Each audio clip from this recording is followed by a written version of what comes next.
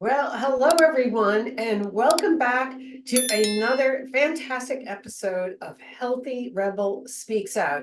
And yes, again, I'm very excited about today's episode because this is someone I've been trying to get on for a while because what he is working on and a part of you are going to want to hear.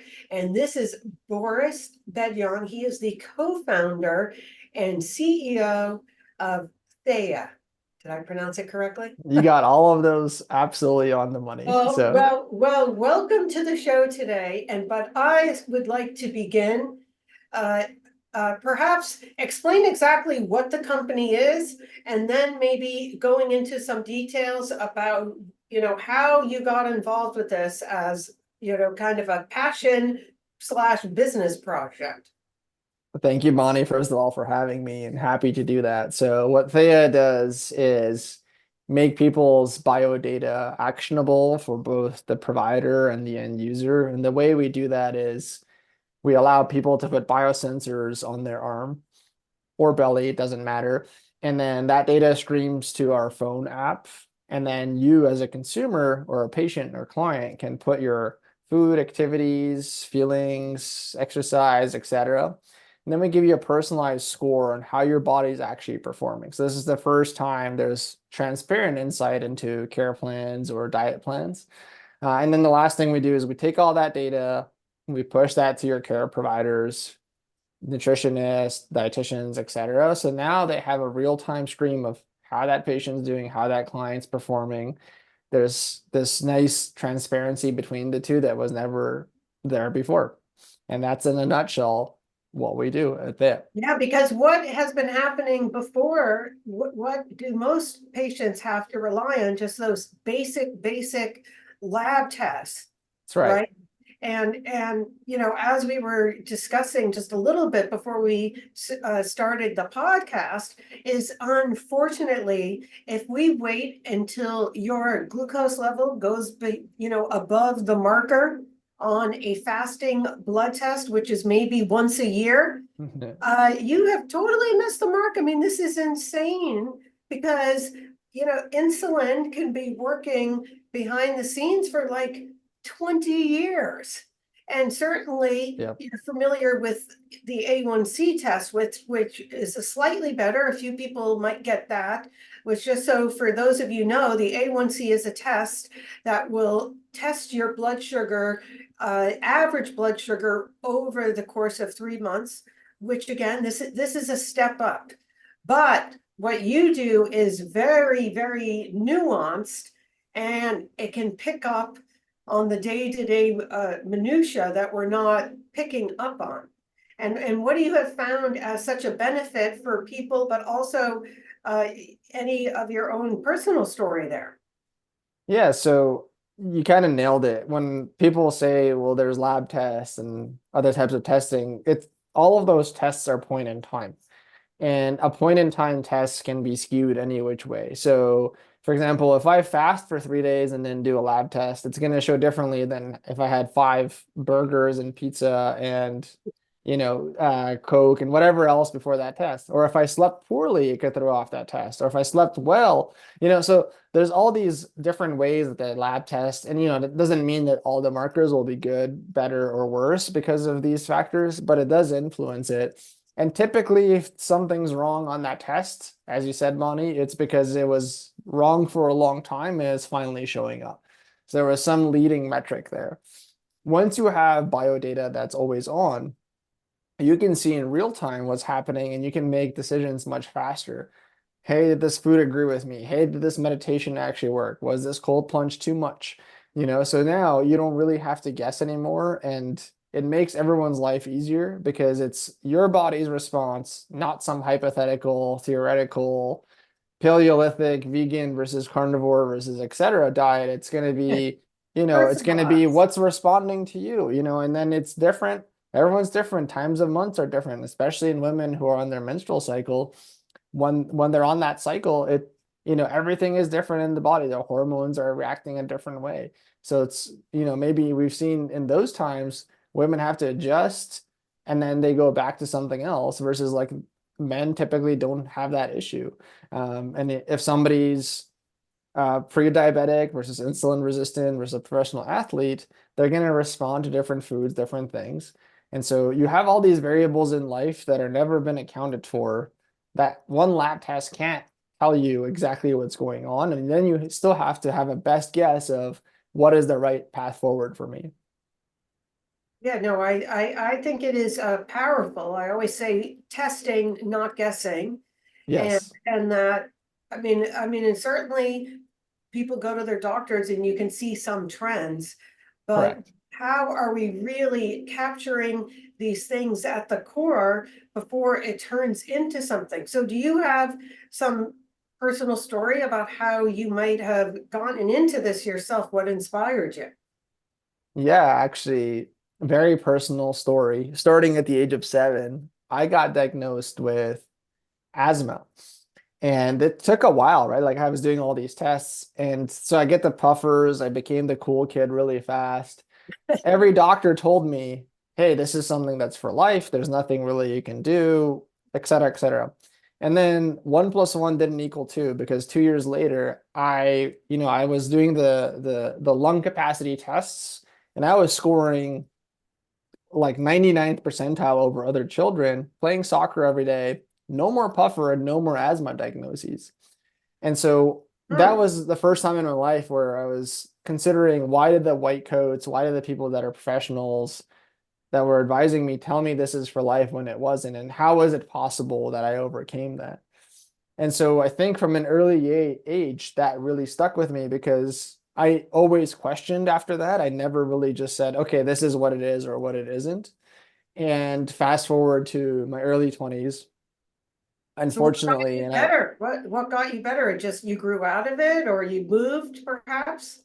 yeah, so good question. I got lucky because we moved. We were living in Germany at the time as refugees, and then we moved and we went to Canada. And when I was in Germany, a lot of what I was exposed to was smoking inside the house. I think that was one of the Okay. big ones, and it really affected me. And that was kind of the culture when I was growing up, at least in Europe in that time. So when we moved and I was playing soccer and outside all the time, I think the environmental factors kicked in and then I started getting better. Obviously, this is in hindsight, like I'm figuring this out because before Sure. that I didn't know. Oh, sure, And of course. so it was just like being not in that environment, in a healthier environment over time fixed my lungs, and then constantly training for, actually playing sports and making them do work, and then training them up to be strong. Right. So it sounds like it really did open your eyes, which is honestly what my show is all about, is empowering the listeners to really take ownership of their own health. Of course, we go to the doctors and do whatever, but always be thinking behind the scenes. Well, why is this an abnormal number? Why did this happen? What caused Right. it? What happened? Before this. So it seems to me that your technology is really able to catch things uh, early on before it will get into a situation that requires, I don't know, major pharmaceuticals, I guess. Yeah, no, absolutely. And I think one of the frustrations was when I got the diagnosis, the next question was, well, what do we do? Okay, well, there's nothing to do. Well, I'm like, how can there be nothing to do? Even at that young age, it was something that I always thought. And I was like, well, if I got worse, somehow I could get better. Is that not the case? And they said no. And so it was very frustrating. And then unfortunately, I got a second chronic disease growing up in my early 20s. I got diagnosed with severe Crohn's. And I always joked, like, if you had one chronic disease and beat it, universal law should be you shouldn't get two.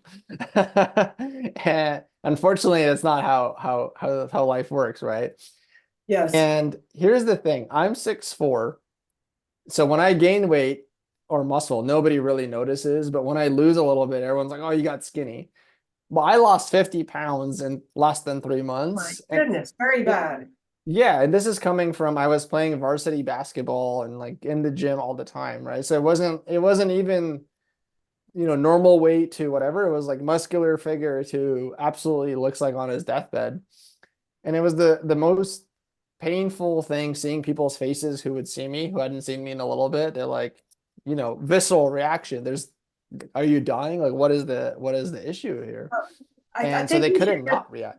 excuse me for one moment. I just think we Yeah. should take a second just to explain what Crohn's is, just for people who may not Yes. be familiar, which I would share with you and the audience that actually I'm familiar both with asthma and with Crohn's, because my brother got diagnosed with asthma.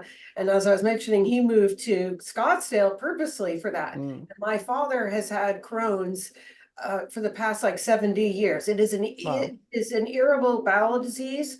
And so it really limits the functioning of the small intestine, and every patient is slightly different, but that is, I mean, it's way, way more common now because of what has been going on in our environment, honestly. Hmm. Since my father had first got diagnosed, now many people know ulcerative colitis and IBD, but that's what it is. Okay, take it away. Yes. No, great explanation. And to that point, just to mention, like where my small intestine and my large intestine were meeting, which is like the nutrient transfer path, that hole was almost closed from scar tissue. Like it was almost impossible to pass nutrients and food through into my body. And this was another reason I was getting so skinny was there was no nutrients coming in and I couldn't eat a lot.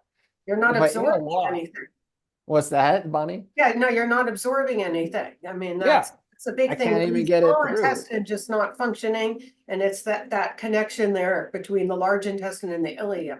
Right there. Exactly, exactly. And so, well, what happened to me was I would eat a bigger meal when I felt better, and I'm starving, and it would get stuck in that area, and then I would be basically throwing up for 16 hours straight because my body's in shock and doesn't know what to do. And the only thing that would ever help me was I would have to get rushed to the hospital. They would put me on IVs, and that would give my body nutrients to calm down. I would still keep throwing up though, and now I want to put this into context. My life back then was anytime I go to eat something, there was a 50% chance I would end up in the hospital. So when I'm trying to make a decision, I'm trying to make the best decision that I know how to make because I'm like, I don't want to be throwing up for 16 hours again or be in a hospital overnight. And so I, the biggest kind of pain point I had wasn't even that physically I felt ill. That was just, I just felt ill. Like it is what it is. It was how do I make a decision that's going to be informed over time? It doesn't matter how long it takes. I just want to get better. And there was urgency behind that because they had scheduled me for operation. They said, come for pre-ops, let's see where you're at, and then, Mhm. we'll consider every option, including taking out your intestines. Yep, And I've heard of that with patients. Mhm. yeah, and so I said, well, I'm gonna get better or die trying. Like in my head, those were the two options. And I hired 7 different doctors at that time. So I had gastroenterologist, MD, I had functional medicine doctor, energy healer, Chinese herbalist, naturopath. I was doing Goodness, yoga. wow. Yeah. So I basically said, I don't care what profession gets me better. I don't even care if all of this is placebo. As long as I feel like I'm progressing, I will do it. So when I was going to all these meetings, I would have like hordes of like papers and documents and telling them everything I'm doing. And it was even more frustrating because they had difference of opinion. They would say, well, you should eat every 1 hour or you should fast. You should get on this hardcore biologic drug. You should get on a low dose immunosuppressant. So I'm like, which drug do I take? Which diet do I follow? Which, methodology is going to be the right one?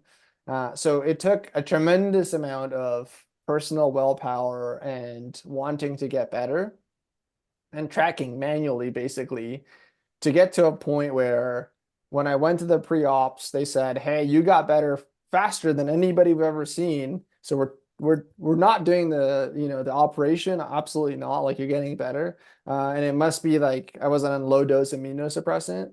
They're like, it must be the medication. I'm like, well, I'm doing all this other stuff. They're like, yeah, but that doesn't matter. I'm like, but how does it not matter? I was like shocked again that the medical system thought that food or the nutrient density of food or absorption rate, etc., or things that didn't trigger me don't matter. And it took a It's good pretty 2 years. crazy when you think Yeah. about how irritable bowel disease is an inflammatory condition of the bowel Hmm. that, and I know this again from my experience with my father, that many of them don't consider food as being a major issue at all. I mean, it's actually crazy. They literally told me, don't worry about that at all. Like they said, it has no effect. And I would argue with my doctors, I would say, how does it not have any effect? Like, for example, if I ate junk food versus something that's nutrient, it still gives me more energy, all else equal, especially if I'm sick, right? And Sure. then I'm like, there's variables here where I eat this, I don't feel well because I feel like it's inflaming me, but it should be nutritious. So I'm like, I'm making all these correlations, but you don't want to hear it, right? And they're like, it doesn't matter at all. So you really had to be a proponent for yourself in my shoes, and you really had to Yeah. take with a grain of salt some things and then test other things and see what's going to work because there was just no other path for So me to what do it. finally worked for you? What was it? It was a combination or That's uh, the $1 million question I always get asked. and then, of course, segueing to how this got you into being obsessed with personalized ability to check your blood sugar constantly. Yeah, yeah, no, absolutely. So what got me better is the answer nobody likes to hear but knows it's true. It's My mind was set on two things. One, I believed I could get better versus most people, I joined all these groups, support groups. Their mindset was there's nothing you can do. Just feel pity for yourself. And I'm like, well, how are you set up to succeed in any way? There's no way. So I'm like, I'm not going to associate with you. I was like, I believe I can do it, so I will. And then having a goal, like I was trying to build businesses. I'm like, I want to travel the world. I'm like, these are things I want to do. And if this is in the way, I have to solve it. And so the actual answer is because I had those two things for going for myself, I was willing to try one more experiment every single day, even if I didn't feel well, right? So I was like, end up in the hospital, doesn't matter. Try one more thing. End up in the hospital again, doesn't matter. Keep experimenting, right? Everybody else was like, there's nothing I can do. So why would I ever do an experiment? And I was like, well, you have to like, everything I did, even if I gave you the same exact protocols, would not work. And I've consulted people with IBD and I'm like, you cannot do what I did. Like bone broth is great for your intestines, for example. What if you have mast cell reactions? Bone Right. broth is terrible. So now you're going to be more inflamed. I'm like, so you can't, you have to have context around your body and it's going to suck because there's going to be Uh, things you do and blow up, right? can I hold on for 1 second? I just want to say bravo to you because I mean we know like 30+% of when we study medications are thrown out due to the placebo effect. Right. So the idea of thinking, and we also have something else called the nocebo effect. So unfortunately, when people go to their doctors at times and they will get a diagnosis, and I hear it a lot with mental health conditions and everything else, all of a sudden it's like I am this uh, Mm-hmm. condition. Right. And by the way, there is so much science on this. I mean, two books in the past year I just read just on the power of belief and actually proving Yeah. how this helps. One is called Thinking Yourself to Chronic Health, I love it. and the It's a other great one is title. the expectation effect. So Yeah. this, I mean, so obviously we still need to engage in the activities that are going to be Hmm. helpful, but without having that mindset. So I give you a lot of credit for doing that, and when other people are like naysayers, that's very impressive. Thank you, Bonnie. I appreciate it a lot. And that's why I tell people like that was the difference. I'm like my exact plan, like I'm sure if I work with somebody, I probably now have shortcuts in my head because I went through so many iterations, but we still need to do the iterations. And we're still going to end up in a place where it's probably going to suck for you. You're probably going to end up in the hospital, right? And it's like just knowing that, but being okay with it, and then saying that's just one more variation to get to the result is the only way you can approach it. Because if you're just like, this is what I have and this is what I have for life, why would you ever try to do anything to make it otherwise, right? So it's the mindset gets you to the practical. You can't do the practical if you don't believe that it's going to work, as you were just saying. Oh, yeah.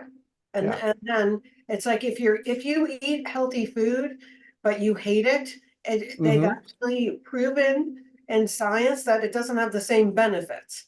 Like I had Exactly. a client once who was working with me, and every time she's eating, the salad, whatever, she felt like she was being punished. Right. And things didn't end so well, you Yeah. know? So there is something about that. I mean, I don't know if we can talk ourselves into like a burger and fries, but I mean, there's a No, you, point, but you get the idea. But still, yeah. I do think about this.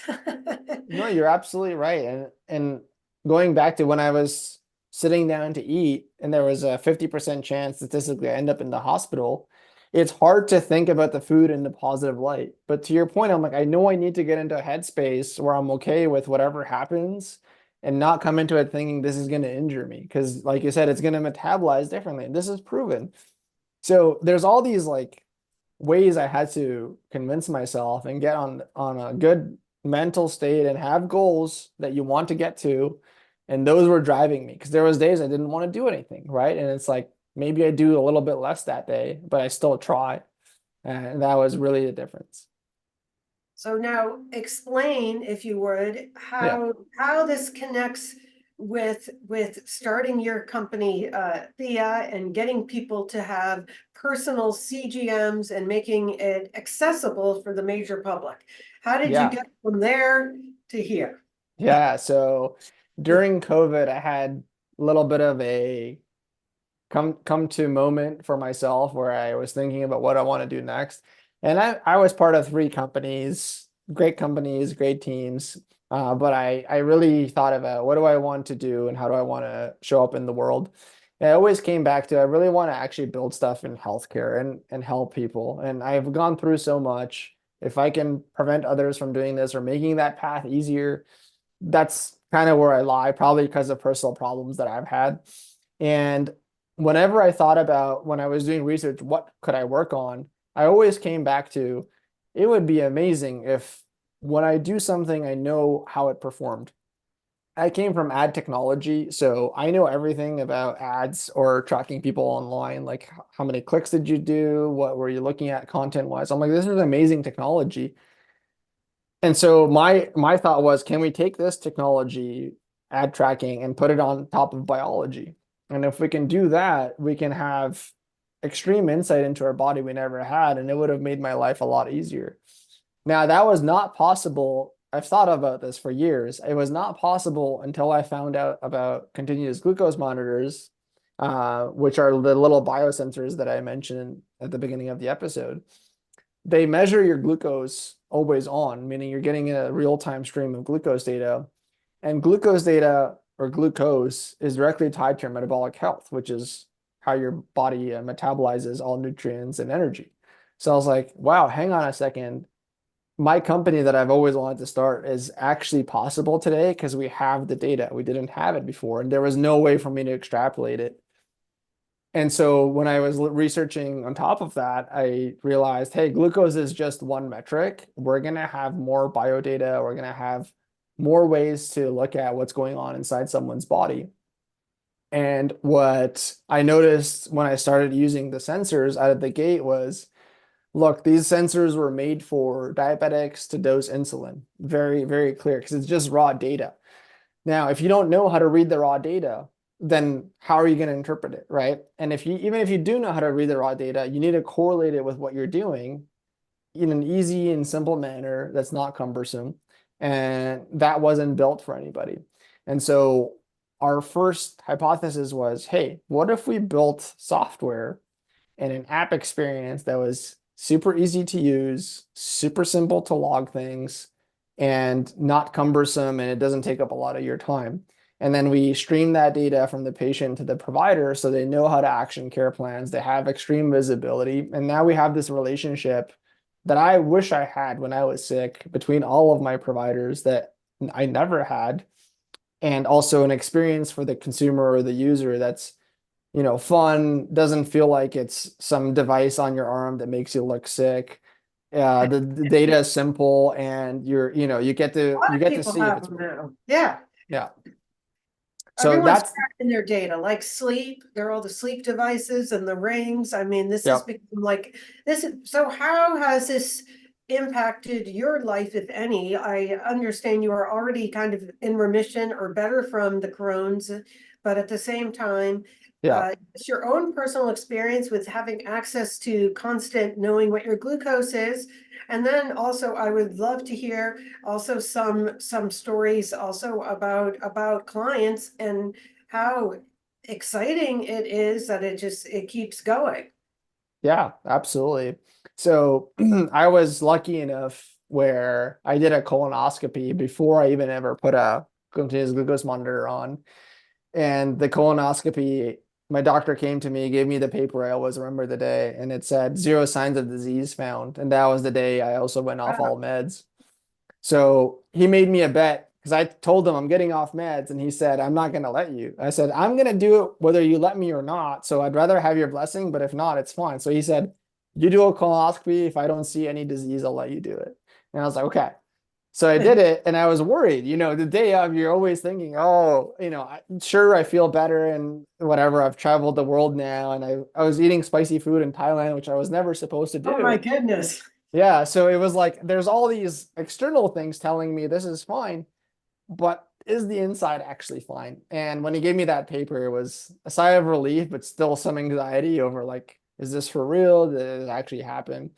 And then when I found out about the monitors, I'm probably on like 50 sensors now that I've worn. Oh Um, wow. So you have a yeah, lot of experience then to share. yeah, so I'll give one experience of the way it's helped me make decisions. I was living in Mexico for a while, and I went out, ate 3 or 4 tacos. It was probably like 80 grams of carbs in those, and my sugar didn't change. Like it was like straight line. So I thought, okay, there's something wrong. Like, with that amount of carbs, it should have had some impact. So I tried that same meal, same time, same restaurant, 2 nights later, and I went diabetic for a couple of hours. And so I was like, what was the difference? So when I looked at the data, the first time I had 12,000 steps in me in a 1 hour workout right before the meal. And then the 2 days later, I only had about 7,000 steps on my watch I was tracking, and I didn't do a workout before that meal. So it wasn't that the tacos were good or bad for me. It was that energy source was utilized in one situation very well and not so well in another situation. And so I wouldn't have known that about myself if I wasn't getting that data and I wasn't able to correlate what did I do and what was the outcome. And then the other kind of call out is I don't do well with oatmeal overall. I've tried it many different times. I've tried it with just oatmeal, then I would add eggs, then more fat, then more butter, then with peanut butter and eggs. Like I would just like then Oh with my like gosh. You're sausage, just right? So you're playing with like, it.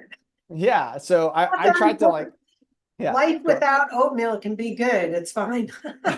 Totally, totally. But I was trying to see if I could prove that through some systematic way it would get better.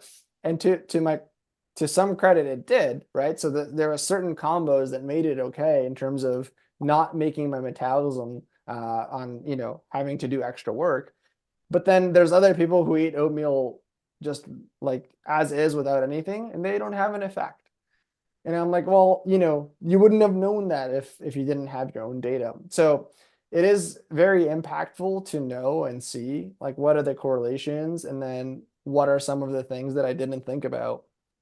Right, And 'cause that's there's how I make always, decisions now. right, certainly, I mean, I always say that people have to earn their carbs in the sense. So, Yeah. exercise is huge. And then, of course, we know now the order in which you're eating foods, and there's so much research now Hmm. on eating something acidic before, like lemon juice, apple cider vinegar, and how that can impact you. But Yep. also another thing that I think is extremely important, stress. Yes. Have you noticed that? Which you should Yeah. when you're stressed anyways, especially if you have GI issues. But Yeah. uh, when you have that CGM on and you get that phone call and you see your score go up 20 points with no food at all, That's right. So I'm just saying, I feel like it's just, it's very, I can imagine, and I'm just getting started with the CGM myself, but I think it's really fascinating to Yes. realize, because it's not just, I do agree with limiting carbs, but there's much more nuance to the picture. And also another thing you didn't mention, and I think this could be potentially big also with Crohn's, is any sort of like a food allergy or sensitivity, and how perhaps if your blood sugar spikes Yeah. just after eating like a macadamia nut, gee, it could be that you have a sensitivity to it and makes your inflammation rise Mhm. and then triggers it. Have you noticed any things like that coming up? Yeah, I mean, you gave the two examples I was going to talk about. Sorry. So, no, you're right on I'm top of it. sorry. I guess I'm Yeah, really into this, as you you can are. tell. You nailed it. I'll give like the exact example was there was a patient with a provider, and she was like her metabolism was just going wild after a certain meal. And they were looking at the meal, and it was trace amounts of carbs. Like there was nothing there that should have done that. And so when they looked at what the food plate was, she was ingesting a little bit of gluten from a certain food, and it was just going crazy. So they did a gluten intolerance test, and she was like completely intolerant to gluten. And so they found out indirectly, just because their metabolism was going nuts, that it was an intolerance to a food. And now they eliminated that, and I think they're going to try to bring it back in and see if, the body healed, etc. But that was, would never would have known that that was the case, and never would have known that that meal itself wasn't very conducive, even though it looked very healthy.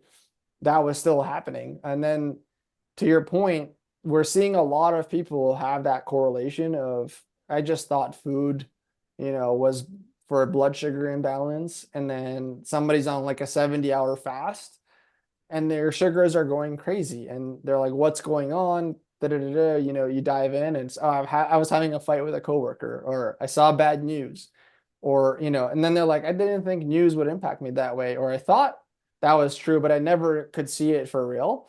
So it was like, now right? So now you're getting to see in real time, and you can make better decisions or avoid it in the next round. Right, or how just taking your dog out for perhaps a 10-minute walk could lower your blood sugar 10, Right. 20 points. On the other side, or of course, having not a good night's sleep, because that is said to make people look pre-diabetic. Uh, just having like a bad night's sleep and how that impacts us. Yeah. But I think it can really help reinforce the behaviors. But behind all of this, why is it that this should be one of the biggest markers that everyone Yeah. is concerned about? And this is what we talked about before, and that has to do with insulin resistance and insulin, which Hmm. we know now, uh, this provokes it's related to every single chronic disease that afflicts us. Yeah. And people come to me quite a bit complaining on, over years gaining belly fat.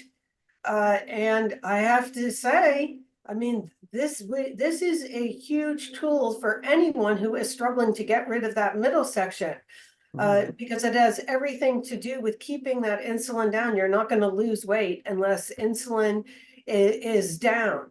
And we know stress, sleeping, activity, all of this part plays. So I could see how this could be really helpful, way beyond just like, counting your steps in a day. Right. Exactly. Yeah. uh, right? And so what kind of feedback have you gotten from practitioners that give it to their clients, or clients, anything? Yeah, so the metric we measure for clients is, we call it 0 to aha moment. So how fast does a client have an aha moment of, oh, I had no idea, or that's shocking to me. And it's typically within 48 hours of wearing a sensor. Almost every client has that moment. So in terms of like understanding what's going on, we're getting tremendous feedback in terms of, I had no idea this didn't work for me. I'm so glad I'm getting this data, and I'm seeing what's working, or I'm you're allowing me to see how my care providers actually consolidated something that's really useful for me and it's working in real time. And now I can stick to the program longer. Because one of the things that when we interviewed providers before we even started was what's one of the issues that clients have, and it's they fall off programs because of marketing or they forget, that they're doing better or they think they're good, so they don't have to keep upkeep. Like human brains are very, very short-term thinking. Oh, everything's good now, so we don't have to keep doing the things that got us here, right? Right. So and that's on like realizations. On the other spectrum is the accountability. We're getting a ton of feedback on that. When I take off a sensor, I just feel like I'm not as accountable to myself. There's no feedback loop. I'm more likely to cheat because nobody's looking, even though nobody could be looking, right? So, or when Right. they're making a decision, the decision is not very well vetted versus when they're wearing a monitor because they're going, if I eat this now, what's going to happen? So there's that little bit of pause, right? That can make a difference where you go, do I really need to do that? And so those are some of the feedbacks we're getting there. And on the provider side, number one feedback is adherence to programs has skyrocketed. When you tell them something and that actually is true and that's consistently true, then they go, okay, my provider knows what's best for me. They're proving it to me in real time. I don't have to guess, and it's a constant reminder. And then the wins stack on top of each other, right? So the trend line keeps getting better and better, and they don't want to miss out on losing that momentum on their health. And so the providers are happy because they're like everyone's staying on much longer. I don't have to prove to them with theory or books or whatever. I'm showing them exactly what I'm telling them is true. And so there's less friction in that sense. And so the other thing is it's up leveled some of the provider programs that they're running. So now they can say, hey, you're going to have real-time biodata that's tracking exactly what I'm telling you we're going to do in this program, and you're going to see that it's working. And so it's just like a It's an degree of immediate guarantee. thing. Yeah, no, I love it because so often, of course, people will come to me with, let's just say, a big goal, losing 50, 60 or more pounds. Yeah, And but that could be tomorrow person. But when you get that feedback, like today, I am right. engaging in this behavior because this is where we achieve everything is on the day-to-day minutia anyways. So I could see how getting that feedback immediately could really be powerful to help people stick with it. 100%. Yeah, like that's been the biggest kind of use case. And then for providers, in terms of administering care or modifying care or consultations, because they have all the patient data now, they don't have to ask the tedious questions. How did you sleep? How did you eat? Do you have a journal? Like all that like middle That's stuff all that's in not, there. Yeah, yeah, so it's one of not, the it's, things I like about your program is yeah, so you can take photos of your food, so that is really easy for people to use. yeah, And then also putting in your activity. So you really can start to see the trends of your day-to-day stuff. And also, what about how you're feeling, your energy level or exactly. mental fatigue? And to me, every day that you feel good, that's like money in the bank. So that should be motivation for everyone. And Exactly. or when we maybe purposely decide to do something not great, and then you can also see I guess what I was doing before really was working. Exactly. 100%. So I could see that could be motivating. So what do you see like looking down or looking in the future? Because I feel like this is just at the beginning of Yeah. these kind of things coming into our life and enabling us to have our own metrics and not waiting for a diagnosis. I mean, that's at least my dream as well, Yeah. is people taking ownership over their own health and not waiting until they get same uh, diagnosis, Yeah. right? So the future, the way I see the future is we're going to get to a point where we have multiple, if not all, biometrics in the platform where you have a check engine light, how things are doing, where you need maintenance for your body and your health. Based on your health, based on how your body is reading, not some theory or, some philosophy. From there, we'll be able to predict future health outcomes decades in advance, right? So, hey, 10, 20, 30 years from now, where is your body going to be? And then when you're doing activities or inputs, we're looking to build how do those inputs impact that future health, right? Are you adding to your longevity? Are you adding to your health? Or was there an adjustment that needed to be made? And I think that's where all the power is going to be, is now we have full transparency. We can automate some of the, day to day, what should we do, predict things that people are going to do before they even do them, and then let them know what the better choice is. And for providers, what that means is they can administer care plans, have those a little bit more automated so they're not always hands-on and have all the staff that needs to manage it, and take on more clients and help more people. So that's really the future that I see fully, because biodata has just started. Actioning that biodata has just started. AI has just really started to take off. And it's a combination of compounding technologies that's happening in our time right now that's really exciting for health, because it'll take all the control you didn't have, put it back in your control, and that's the highest epitome of what you can ask for in terms of like, I know I'm making the right And not decisions and it's waiting. not subjective.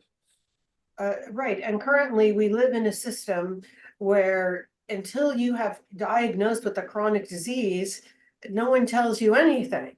So to me, this gives people the ability, and this is where we have the power to get in on our health before something happens, down the line.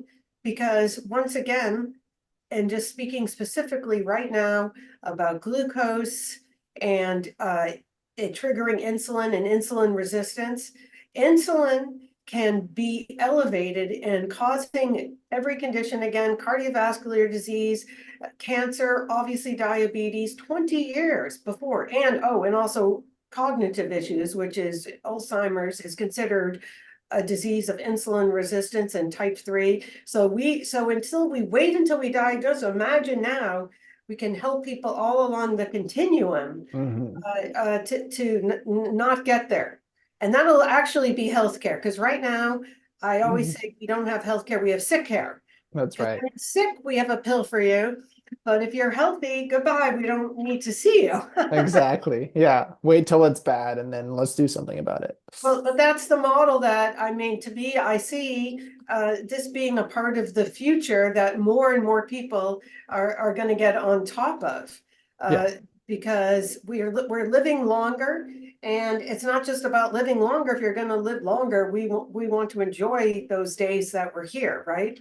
Yes. 100%. Yeah. And I think that's lost on people, right? It's like, sure, if you live to 100 but 50 years you don't feel well, was that 50 years like optimal? No, right? And it's like, if we can live to 100 but feel amazing every day, Well, that's that's my optimal. plan. That is my plan. I don't know. Same. 160 is what I'm trying to 60. push toward. Yeah. Well, I don't have a number, but I would just say, Yeah. my goal and my dream for anyone is that more and more people are able to enjoy those last years of their life, Yes. engaging in the activities that bring them joy and pleasure. That is like my mission. And I work in kind of a retirement community here in Sarasota, Florida. And also, my experience was I worked in long-term healthcare for nearly a decade. So I really, really saw what can happen when people don't take care of themselves so great. Hmm. No, very well said. Very well said. So And love it that. does, it doesn't have to happen, even if, and I think kind of, like wrapping this up, with your personal story, which thank you for sharing so much, that Welcome. even if someone tells you, oh, well, you have the genetics for this condition, and both your parents had this condition, and Hmm. you don't have to be the diagnosis is. Exactly. And I will share with you, I have a client I've been working with for close to 3 years who got diagnosed with double positive genes for Alzheimer's. He had experienced some short-term memory, and he's using the CGM and also looking at the ketones and doing the very low-carb keto diet. And he has stabilized. He has not progressed one bit in 3 years. And I think That's that's a amazing. testament to him measuring and looking at this, but taking ownership. Yeah. Right?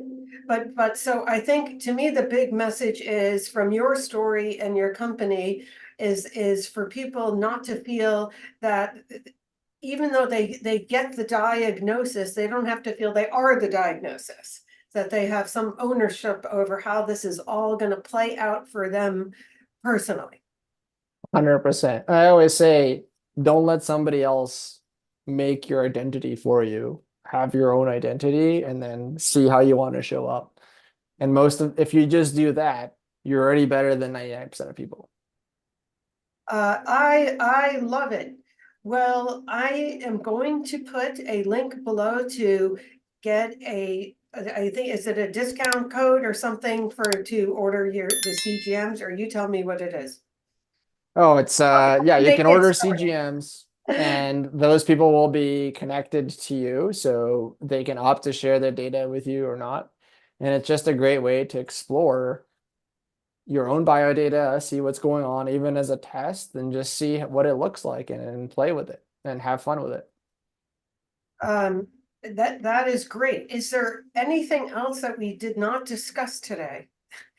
I think we got most of it, so we can leave it at that and let people explore. And I'm sure we'll be in touch again and have another combo. We definitely will as we dive into this more. So, well, anyways, well, thank you very much. Thank you, Bonnie. Appreciate it. Okay.